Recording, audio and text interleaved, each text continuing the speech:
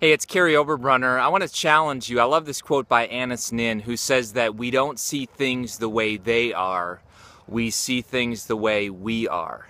And I read that quote a bunch of years ago, and it makes so much sense. I mean, what it's basically saying is that if you view life from a negative perspective, all of life looks negative.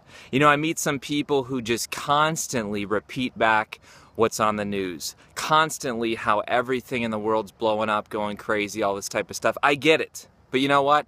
I think if you look back in history at every single period in history, you had a choice. You could either curse the darkness or you could light a candle. And I know that might be cliche, but I want to challenge us all today, because I think I was born a pessimist. I really do. I think some of us are born pessimists. I think I was, because I think with pessimism, you feel like at least you won't be let down. At least you see the worst in things. At least maybe you're in control because you think of the worst case scenarios. And then many years ago, not too many, but several years back, I thought, what am I doing?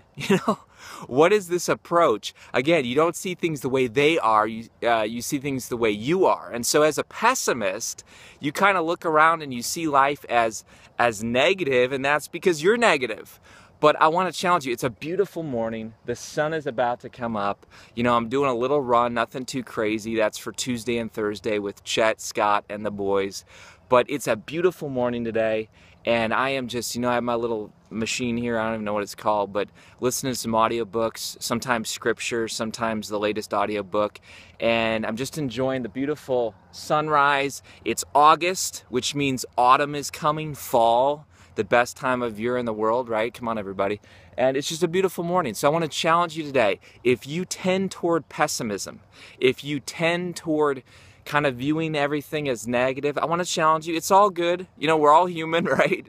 But let's be those people who really begin to see the good in the world. And not only that, not only see the good, but that's just spectating, that's just commenting.